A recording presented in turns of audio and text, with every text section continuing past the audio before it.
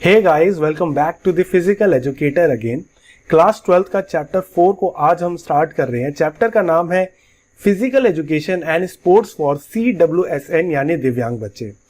आज इस वीडियो के अंदर हम 3 टॉपिक कवर करने वाले हैं, जो कि है concept of disability and disorder, type of disability its causes and nature, type of disorder their causes and nature.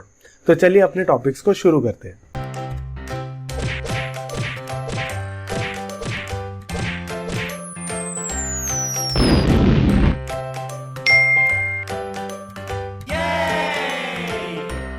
तो चलिए स्टार्ट करते हैं अपने सबसे पहला टॉपिक, जो कि है concept of disability and disorder. तो सबसे पहले हमें समझना पड़ेगा कि डिसेबिलिटी का मतलब क्या होता है। तो डिसेबिलिटी एक ऐसा इशू है, एक ऐसी रिस्ट्रिक्शन है, एक ऐसा डिसएडवांटेज है जहां पे एक पर्सन अब नॉर्मल ह्यूमन बीइंग की तरह या नॉर्मल पर्सन की तरह एक्टिविटीज नहीं कर पा रहे हैं। उसको किसी ना किसी टाइप की हिंड्रेंसेस का या रुकावटों का सामना करना पड़ रहा है। ठीक है, तो वो रुकावटें डिसेबिलिटी है। अगर हम बात करें डिसऑर्डर की, तो डिसऑर्डर एक मेंटल डिसेबिलिटी है जहां पे एक पर्सन अपनी मेंटल प्रॉब्लम के कारण नॉर्मल ह्यूमनली एक्टिविटीज जो है वो परफॉर्म नहीं कर पा रहा। अब अगर डिसऑर्डर है और वो लंबे टाइम तक रहता है तो वो डिसेबिलिटी के अंदर कन्वर्ट भी हो सकता है। तो ये मेजर डिफरेंस है डिसेबिलिटी एंड डिसऑर्डर का। ओके, नेक्स्ट हम बात करते हैं अपना अगला टॉपिक, जो कि है type of disability, nature and causes. तो टाइप ऑफ डिसेबिलिटीज के बारे में अगर जाने तो मेनली 3 टाइप की डिसेबिलिटीज है हमारे पास। फर्स्ट है हमारे पास कॉग्निटिव डिसेबिलिटी, सेकंड है इंटेलेक्चुअल डिसेबिलिटी और थर्ड आती है हमारे पास फिजिकल डिसेबिलिटी। सबसे पहले हम बात करते हैं और स्टार्ट करते हैं कॉग्निटिव डिसेबिलिटी से। ये एक ऐसी डिसेबिलिटी है जो कि न्यूरोलॉजिकल डिसऑर्डर के अंदर कंसीडर किया जाता है। ठीक है, यहाँ पे एक पर्सन अपने इंफॉर्मेशन को स्टोर करना, इंफॉर्मेशन जनरेट करना और इंफॉर्मेशन पे प्रोसेस करना, इन तीनों ही चीजों के अंदर उसको दिक्कत आता है। अब ये जो कॉग्निटिव डिसेबिलिटी है ये 3 टाइप की होती है। फर्स्ट है इसके अंदर मेमोरी डिसऑर्डर, सेकंड है हमारे पास हाइपर एक्टिविटी और थर्ड है डिसलेक्सिया। मेमोरी डिसऑर्डर एक ऐसा डिसऑर्डर है जहां पे वो पर्सन इंफॉर्मेशन को स्टोर करने के अंदर असक्षम हो जाता है, उसको चीजें को याद रखने में दिक्कत होगा। जबकि हाइपर एक्टिविटी एक ऐसा इशू है जहां पे एक बच्चा का लॉस ऑफ कंसंट्रेशन होता है, वो कंसंट्रेट नहीं कर सकता किसी चीज पे, एक जगह पे लंबे टाइम तक बैठ नहीं सकता, उसको कुछ ना कुछ करने का हमेशा लगा रहता है। ठीक है, और डिसलेक्सिया एक ऐसी प्रॉब्लम है जहां पे लिखने, पढ़ने या बोलने में दिक्कत होती है। जैसे कि याद करो आज तारे जमीन पर मूवी, उसके अंदर जो बच्चा था उसको डिसलेक्सिया था। ओके, नेक्स्ट हम बात करते हैं अपना अगला डिसऑर्डर, जो कि है इंटेलेक्चुअल डिसेबिलिटी। ये एक ऐसी डिसेबिलिटी है जहां पे दोनों ही चीजें होती है, हमारा इंटेलेक्चुअल फंक्शनिंग भी रुकता है, साथ ही साथ हमारा एडेप्टिव बिहेवियर पे भी इफेक्ट पड़ता है। इंटेलेक्चुअल फंक्शनिंग यानी रीजनिंग करना, लर्निंग करना, प्रॉब्लम सॉल्व करना, वो हमारा इंटेलेक्चुअल के अंदर आता है। जबकि एडेप्टिव के अंदर आता है हमारा सोशल इंटरेक्शन कैसा है, उसको कैसे डेवलप करना। तो इन दोनों ही चीजों के अंदर जब दिक्कत आती है तो वो आता है इंटेलेक्चुअल डिसेबिलिटी के अंदर। ये जनरली 18 साल की उम्र से पहले ही अराइज होता है और ये नॉन प्रोग्रेसिव होता है, मतलब बढ़ता नहीं जाएगा, जितना है उतना ही रहेगा और ये पूरी जिंदगी भर तक चल सकता है। ओके, लास्ट हम बात करते हैं फिजिकल डिसेबिलिटी के बारे में। फिजिकल डिसेबिलिटी मोटा मोटा सबको पता ही होता है। यहाँ पे एक पर्सन जो है वो फिजिकली उसका कोई ना कोई दिक्कत है जो कि परमानेंट नेचर का है, जिसकी वजह से उसकी बॉडी के मूवमेंट्स में दिक्कत आ सकती है, उसके नॉर्मल परफॉर्मिंग में दिक्कत आ सकती है। ये मोटर डिफिशियंसी भी ला सकता है और साथ ही साथ सेंसरी इंपेयरमेंट भी क्रिएट कर सकता है। नेक्स्ट हम बात करते हैं कॉजेज ऑफ डिसेबिलिटीज के बारे में, कि ये क्या कारण है जिनकी वजह से ये डिसेबिलिटीज अराइज होती है। तो सबसे पहला इसके अंदर आता है जेनेटिक कॉज, यानी हमारे जीन्स के थ्रू वो ट्रांसफर हो जाते हैं पिता से या माता से बच्चों के अंदर।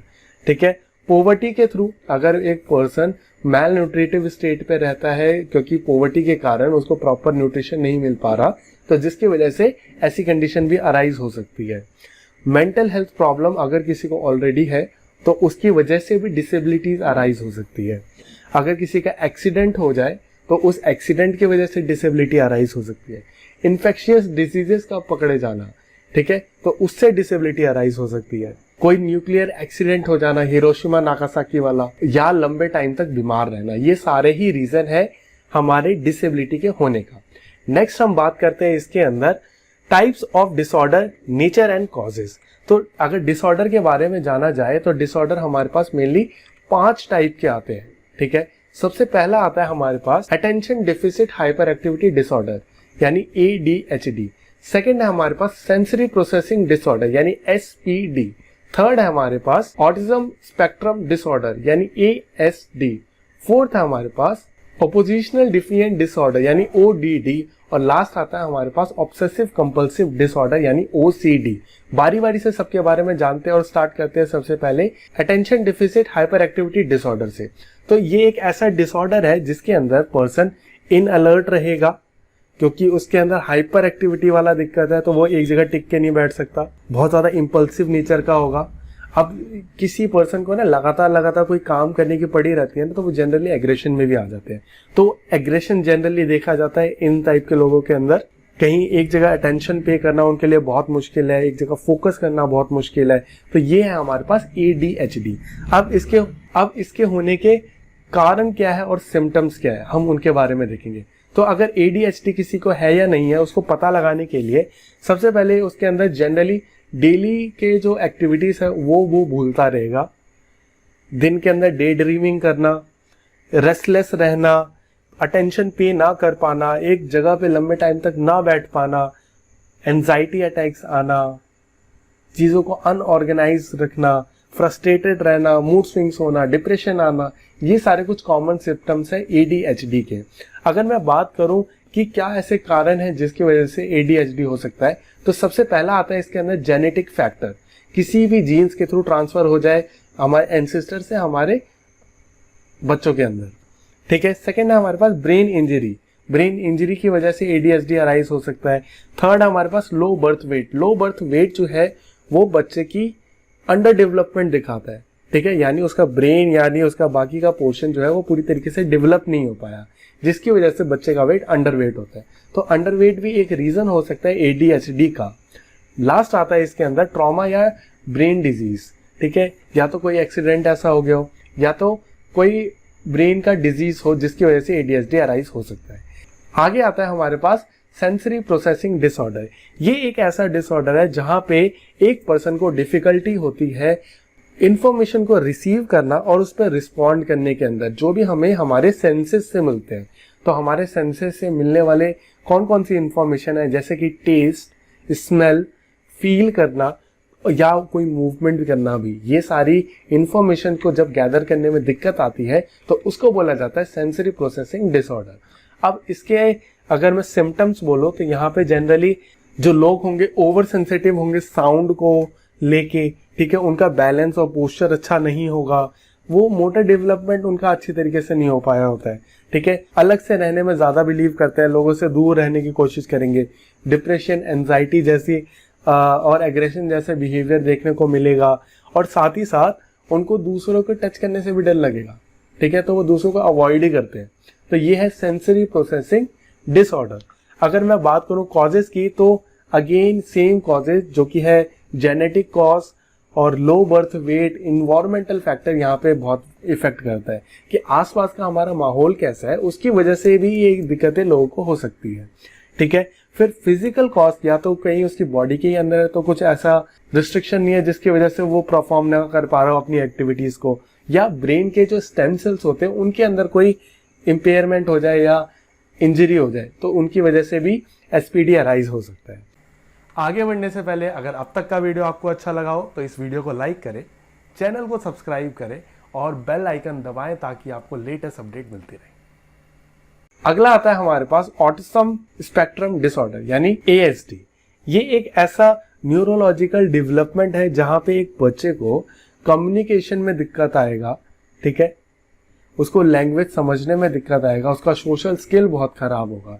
यहाँ पे अगर मैं कुछ कॉमन सिम्टम्स के बारे में बताऊं तो उसको कम्युनिकेट नहीं कर पाता वो जनरली लोगों से इजीली, साथ ही साथ उसको लैंग्वेज के अंदर उसको समझने के अंदर दिक्कत आएगा, ठीक है, अवॉइड करेगा आई कॉन्टैक्ट, सोशल इंटरेक्शन उसके लिए बहुत मुश्किल है, वो जल्दी से इंटरेक्ट नहीं करेगा लोगों से, अलग अलग रहेगा लोगों से, बार बार एक ही चीज को टच करते रहना उसको जानने के लिए, एक बार में नाम पुकारने पे सुनना ना, ठीक है, उनको बार बार पुकारोगे तब उसको समझ आएगा, चीज़ों पे लेट रिस्पॉन्स करना, ठीक है, टेस्ट साउंड स्मेल से सेंसिटिव होना। तो ये कुछ कॉमन सिम्टम्स है ASD के, ठीक है। अगर हम बात करते हैं आगे कॉजेज की, तो कॉजेज इसके भी सेम वही रहेंगे। फर्स्ट आता है जेनेटिक फैक्टर, सेकंड आता है ब्रेन डेवलपमेंट। अगर एक पर्सन का प्रॉपरली ब्रेन डेवलप ना हुआ हो, अगेन लो बर्थ वेट वाला भी इसके अंदर कंसिडर किया जा सकता है। मेल न्यूट्रिशन, प्रेगनेंसी और इन्वायरमेंटल फैक्टर भी इसी के पार्ट है। आगे बात करते हैं अपना अगला ऑपोजिशनल डिफिएंट डिसऑर्डर यानी ODD। इसके अंदर एक ऐसा परेशानी है जहाँ पे बच्चा जो है वो अनकोऑपरेटिव हो जाता है, वो जल्दी से बात नहीं मानेगा, बहुत ज़्यादा बहसबाजी करना, ठीक है, एग्रेशन में रहना ज़्यादा। तो ये एक है ODD बिहेवियर। अब इसके अंदर कई सारे सिम्टम्स देखने को मिलेंगे, जैसे आर्ग्यू करना, फाइट करना, रूल्स को फॉलो ना करना, अपनी गलतियों के लिए किसी और को ब्लेम करना, चीज़ों को ना मारना, ठीक है, हमेशा फ्रस्ट्रेशन में रहना, स्ट्रेस और वरी के अंदर रहना, दोस्त बनाना मुश्किल हो जाना। ये कुछ कॉमन सिम्टम्स है ODD के। अब अगर बात करी जाए इसके कॉजेज की, तो जेनेटिक कॉज हमेशा रहेगा ही।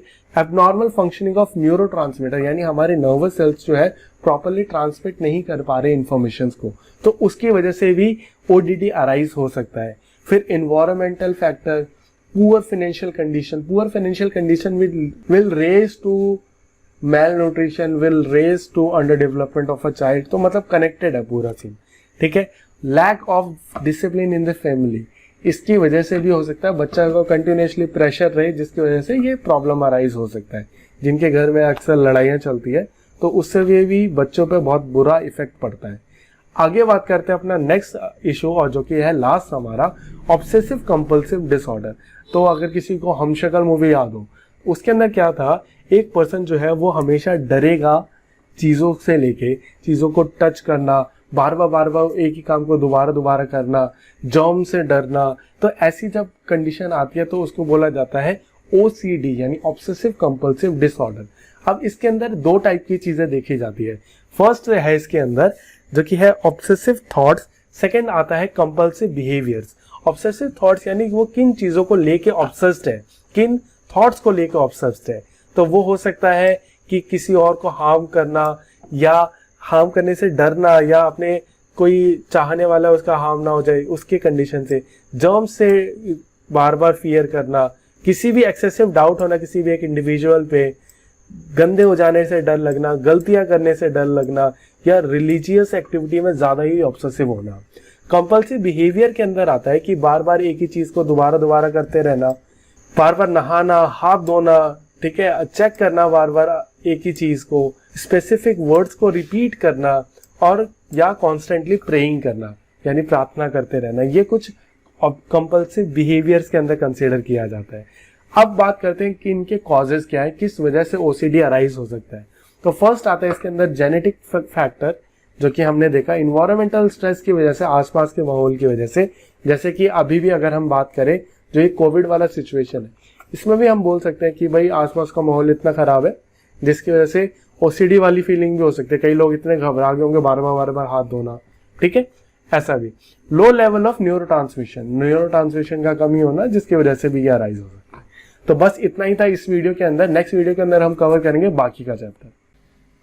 सो ये है हमारा अपकमिंग वीडियो, और आप चेक कर सकते हैं प्लेलिस्ट को। Subscribe to the channel and stay connected.